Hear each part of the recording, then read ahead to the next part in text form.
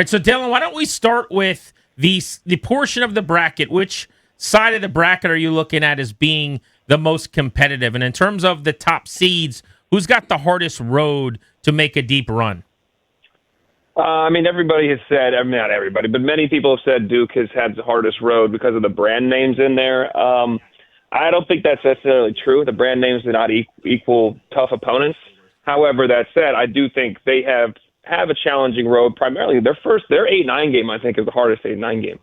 TCU or Ohio State. Ohio State's playing their best basketball right now. They have Bruce Thornton as an absolute stud and finally gets himself into an NCAA tournament. Never left the school, stayed there, 4-year guy. Very talented young man. But the TCU guys, they should have beat Michigan. They did beat, they blew that game at home late, early in the season. They did beat Florida. Like, they have a lot of quality wins and some talented players and really well coached with Jamie Dixon. So it's not a cakewalk. I think the other 8-9 games are all easier. And then you got Kansas potentially in the Sweet 16, maybe St. John's. I think St. John's would be better for them, honestly, because Kansas is one of the most enigmatic teams. We don't know what we're going to get. You got a team that's when they're playing defense, they're a top 10 defensive team in the country per efficiency, but they've struggled at times in the last couple of weeks. Obviously, we know Darren Peterson's narrative to this point. It's funny how America caught on just after Super Bowl when he didn't play because he was sick. That this dude had been sitting out a lot of games and for various reasons, and it was strange to say the least. But he has a chance to write that narrative. The lights are the brightest, and there's big opportunities. We'll see what he can do if he looks like the potential top 3 pick and he actually logs all the minutes. So he did play 30-plus minutes the last 5 or 6 games and has not been very efficient in those increased minutes. He was more efficient with less time on the floor. So that's a wild card. And, of course, they've got one of the best coaches to ever do it in Bill Self. So that presents its own unique challenge. And at the bottom of the bracket, I think they do have a UConn team that's never really hit their ceiling offensively. They're a 2 seed because their resume is outstanding in a non-league season. They had some big wins, including over Florida, BYU, and others. But I think Michigan State's probably going to come out of that bottom of that, and that's going to be an absolute battle. These two teams played early in the year up in East Lansing, and Duke got out of it, win by a couple of points. And I think Michigan State, when they're making shots and they have an elite point guard, Jeremy Fears, it can pose some problems. I say all that to finish up with Duke is its own biggest problem right now because of the injuries, unfortunately. Well, Caleb Foster's out till the Final Four. Patrick Gumba is so important to what they do, the big center. Hopefully he's good to go and 100% healthy. But if he's not, this team is in a dangerous spot. Well, it's funny you bring up two of the teams with the best in America that, as Wizards fans here in D.C., people have been watching their players all year long, right? When you talk about Duke and Cam Boozer is going to be a lottery pick in the first few. You mentioned the storylines out of Kansas as well. We've been talking about that throughout the year. I'd throw A.J. DeBonsta into the mix, who could go in the top 2 as well. I mean, when you say, do these guys have anything to prove left? Could they help themselves? I don't think you can hurt yourself any, but, is there still something they could do to, climb the board even further? Well, I don't think Darren Peterson's going to climb the board further, but he's going to answer some questions potentially. Like, if the dude goes out and balls out and is not asked to be taken out of games and can produce when he plays 30-plus minutes and remains effective and efficient on the offense,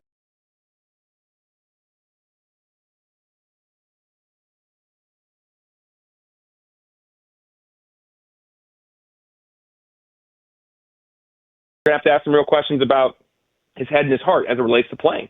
For all indications, good kid, more of a quiet kid that does love to play, but he hasn't shown that this year. I think his team has mishandled a lot of this. So I think he has a chance of an upside. Cameron Boozer is the National Player of the Year, bar none. It just is what it is. You know what you're getting right now. You're getting a very polished offensive product, a winner, with some questions around some of the athleticism, being able to score, and the score being as, is he have the upside potential of some of the other players? Like, he could be a multi-year all-star. Some of the other guys, you mentioned AJ in there. Caleb Wilson was out injured for North Carolina. His motor, his work ethic, his physique, his athleticism mixed with a skill set that has a lot of talent, that has a big upside. Cam may not have as big an upside, but he's not going to prove that in this tournament. He's already proven all he can do. Let's go out and see if he can win. The only guy that I think really has something to prove is still Peterson. The other freshman, it's the best freshman class ever, and they've all been very consistent and have showed out, the ones that have stayed healthy all year. So I'm looking at a couple teams from the Big Ten, and we get to see a lot of it around here just because of Maryland, and we watch Maryland come in second to a lot of these Big Ten teams an awful lot when they matched up. But Wisconsin's good; they're kind of under the radar. But you go up and down the list, it's Michigan, it's Purdue, it's Michigan State, whom you already mentioned. So a lot of times I'm filling up my bracket here, and I'm going, "Oh, look at that Big Ten team," but then I go, yeah, but the Big Ten hasn't won it in forever, ... Like, how much does that play in terms of analysis, and do we overrate the Big Ten just because we see so much of them? Just kind of give me your thoughts, general state of the union on that conference. It should not impact your desire to move a Big Ten team forward, the fact that they have not won since Michigan State in 2000. Guys, they have played in like 12 of those 25 national championship games. They just haven't won them. So there's teams capable of getting there. That said, the league overall, I think, has some. They don't have that many top-end contenders to win a national championship. Now, we've whittled this down in recent weeks. I think Michigan obviously is still there. I actually have them going out to Iowa State in the Elite Eight. I think that's not a great matchup for them. They have some turnover issues, obviously injury issues with L.J. Kaysen. So I like Iowa State to get to the Final Four out of that bracket. But when you look at the rest of the conference, Wisconsin has two elite guards, and Nick Boyd and John Blackwell, that have really been great, especially the last 6 weeks of the season. I mean, they won at Purdue, they won at Illinois, they won at Michigan. During the year. So those guys are capable of putting up a ton of points. They're probably going to play Arkansas in a Sweet 16 game. I mean, in the second round game, which is a great game. The winner of that probably getting Arizona, which is a very tough matchup for Arizona. So the Big Ten, I think, has some upshot. I mean, Wisconsin's better than we thought. I'm down on Purdue. I know we just saw them win the Big Ten tournament, but I can't forget what they did before that. They were 6-6 in their previous 12 games. Defensively, they looked like a mess.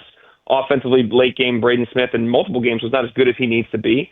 So I think that's where Arizona's bracket sets up well for them. I think they have the weakest 2 in Purdue, the weakest 3 in Gonzaga. So they get by that Wisconsin or Arkansas game, that 4-5 matchup. I think Arizona has a very good look to get to the Final Four. I mentioned Michigan State before. Illinois is awesome offensively, but defensively they have some real challenges and issues. They're going to be playing Houston, I think, at Houston in a Sweet 16 game. Not easy to be doing that. But I think overall the Big Ten has been impressive this year. They have a little bit more varied styles than they have in past years. I mean, Illinois is different they're not this big bruiser. That's not what we're looking at. That's more of an old school perception. But some of their teams do lack some athleticism, especially on the wing, that when you get in some of these games with some other teams, maybe some SEC teams, a couple maybe the ACC teams, that could be problematic for them. And I think Purdue is one of those teams for sure, and UCLA where the athleticism could be an issue. Dalen Cuff with us here on Grant and Danny. You mentioned Arizona. I want to go deep dive on them. I love this group. They're a little bit of a throwback for me. I'm in my 40s. I remember life before everyone just tried to shoot 53s a game, right? Koa Pete is like a David West, Corliss Williamson kind of a hybrid. I love him inside and everything inside the three-point line. He dominates. Purry's just so good, as is Jaden Bradley. Can they cut down the nets without sort of winning the three-point contest that now has equalized basketball? Yeah, they absolutely can, and they've proven that they can. Since the season started, they've been the most consistent team. Remember, the opening night of the season, they beat Florida in the showpiece game. And since then, guys, I think they've had the highest ceiling. They've been consistent. They can beat you in different ways. They can play up-tempo.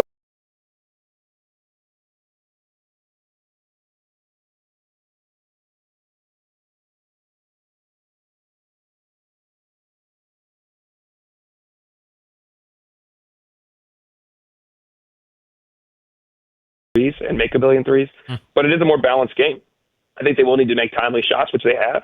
And outside of really 2 games, it was going on the road at Fog Allen on a Monday and then losing to Texas Tech that following weekend, where they showed a little bit of wobble. Other than that, they've been consistent. They won the best league in the country in the regular season. They won the best league's tournament, and they have all the components. So I have Arizona getting to a final. Playing Florida. I have them losing to Florida, though, in the rematch of the game we saw at the beginning of the year. I think Florida's the most improved team in the country. But Arizona, without a doubt, has been the most consistent team in the country, and I think have a good draw, as I mentioned before. Dalen Cuff on G&D here, men's bracket. We're breaking it down ahead of tomorrow's tip-off to the NCAA Tournament. We'll be out at Tap Sports Bar. Dalen's work, TNT and NBC Sports. Appreciate his time breaking down this bracket. All right, how about this question? We've had a bunch of people suggest this week that last year's chalkiness is the new wave, that this is just what's going to happen now. We had 4-1s that had happened, by the way, I think 16 times before last year. But because of all the changes in college sports, NIL, all these things, Dalen, now that the fear is this is what it's going to be. That you could just assume it's Duke, Florida, Arizona, Michigan. Maybe you mix in a Houston or a UConn or something. but it's chalky. Do you think that's how this is going to be in perpetuity now, or was last year fluky? So here's the thing, my man. We all want to have the proclamations, but we love recency bias in this country. We're obsessed with it. We struggle to look at a broader picture. Last year was the first piece of evidence that shows that the NIL, the transfer portal, has really separated the mid-majors. All your best mid-major players are moving up. There were only 5 conference players of the year that stayed at their same schools last year, guys. Wow. They either went to the NBA or left. That's crazy. That's out of 31. Yeah, it's out of 31 conferences. So guys are on the move, and people are ready to recruit them right away, and the high majors have more money, more resources, more opportunity to offer, and guys are taking it. So we see that. We also see from the NBA side, less guys are leaving when you can come back and make $1 to $2 to $3 to $1 million. They're coming back.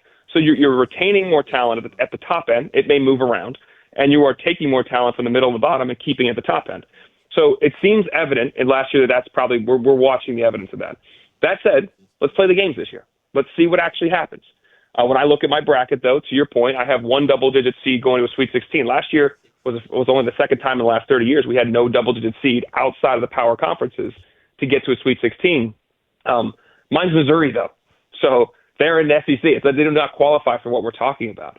So I do think we may see it, but let's see how the things play out. I think Akron could win their game. I think VCU could win their game. I think USF could win theirs as well in the first round. The question is that second round. And my bracket is rather chalky, and I do think that, at least from watching the teams this year, there does seem to be a separation. Because the last advantage those other teams used to have, the mid-majors and the smaller teams, were they had guys stayed for 2 or 3 or 4 years. So you had veteran guys that were growing up that were high-end players playing teams that were freshmen and sophomore led by very talented teams. So you had an experience advantage, you had a familiarity advantage, and you had sometimes more grown men. All that's gone. All that is different. If anything, it's the inverse now. So I think let's wait and see how it plays out this year. I'm not going to say it on April 8th either. Let's wait. Give me 3 years. If we got 3 years of a data set, a sample set, and it looks like that, then I will start to say, yes, Cinderella may be dead. But until then, let's see how it plays out. But it does look like it's a challenging spot for them. Putting you on the spot here a little bit, Dalen, but you kind of mentioned a couple of the matchups I wanted to get to. Give me a couple of major programs in that 3, 4, 5, 6 seed range that might be vulnerable early on. And I'm thinking, Alabama has a suspension. As you kind of go up and down the list, there are a couple teams that you feel might be a little bit vulnerable to either first or second round upsets. Go through a couple of those for me. Yeah, North Carolina's on there for sure. They're playing, as mentioned before, without Caleb Wilson. They have for a couple weeks now. But VCU, and this is where I try not to be too biased, if anything. I've covered the A-10 closely for USA Sports this year, and I've watched VCU improve. They won 22 out of 24 games. They had Phil Martelli Jr.'s first year coaching that team. They really developed from December on and got healthy and understood their roles, and they had 10 new players. Same thing that a lot of teams are going through. But they have really good athletes. They got some high major athletes at the point, at the guard spot, at the wing spot. Lazar Djokovic, a legit 6'10", 7-foot guy that can make some plays and can shoot it a little bit. He can score. So I think he may be able to handle Henry Basar. And just for your audience thinking about this, even if you don't gamble, if you don't partake, look at the lines. Google the lines, because Vegas will tell you which games they think are going to be the closest and what upsets. So for 11-6 games over the last 10 years, 52% of those games have been won by the 11 seed. So you should be picking at least one, maybe 2 11 seeds in your bracket. Look at the odds. Maybe that helps infer. If you don't have a particular thought, look at what Vegas thinks. That's a 2.5-point line. The Carolina's favorite. So I think VCU. I like VCU to win that game. I also like Louisville. We don't know if they're going to have Michael Brown Jr., their star freshman point guard. Even when they have him, though, if they don't make shots, everything else in their game suffers. So it's a little bit hit or miss. South Florida plays fast. They can shoot the heck out of it. They've got good size in the interior as well as good guard play. Brian Hodgson is the hottest coach in the country right now. It's his first year at South Florida. He took Arkansas State to the dance last year and then moved on to USF. I think Louisville could be on upset alert. You mentioned Alabama with the injury. I don't think they're going to lose, but I really like I love Hofstra. They were getting 13.5 points on Sunday night, guys. I love them in that spot. They play one of the bottom 50 tempos in the country, despite their coach's name being Speedy. They play a slow tempo. They will grind you. Cruz Davis is one of the best guards in this tournament. He's CAA Player of the Year, can get to his spots and create for himself and his teammates. He also is a freshman with Preston Edmeade, who was Freshman of the Year in that league. That young man will probably be playing at one of the power conferences next year. He's a very good guard. So you have 2 good guards to get great late shot clock. They play a slow tempo. And if you can make Alabama play in a half-court game, it's easier to slow it to speed it up. Slow it down to speed it up. If they can slow it down and play their tempo, I think they keep it within the number. Without Aiden Holloway, they lose some of their offensive punch, 17 points a game, 44% from the three-point line. Now, they have other guards, but I do think that matters, and I do think they have a chance to really stand in there. The last one I'll throw at you is actually, I'll give you two. Santa Clara over Kentucky. Do not look at the brand names. Santa Clara has talent. They have high major talent. They play at a quick tempo. They make shots, and they are physical as well. Kentucky's got a small margin of error. They need to be obsessed with getting into the paint, 2 feet in the paint. Sometimes they fall in love with a three. Sometimes they're inconsistent defensively. Santa Clara, that number went from 2.5. It got bet up to 4.5 by the public. It's now down to 3.5. I like the Broncos to win that game. And I think Akron is the best team in the MAC. I've been saying it for a month and a half now. They're better than Miami of Ohio. They lost on January 3rd at Miami of Ohio by 4 points and then blew out teams throughout MAC league play. Miami of Ohio was surviving as we saw it. We'll see them play tonight. We get it. Akron won their league tournament. They play Texas Tech, who has no JT Toppin, who may not have Christian Anderson at a full health. This team, John Gross is a really well-coached team. They play for each other. Johnson's an elite guard. They shoot the heck out of it, and they're able to defend, especially in the perimeter. They've been much better keeping that ball in front of them over the last month. So I think Akron can upset Texas Tech is another one to look at. Dalen, awesome information. Wanted to get you on before the tourney. Help us with some picks, some bets, filling out the brackets. Thank you for the insight. We appreciate you. Anytime. Be well, guys.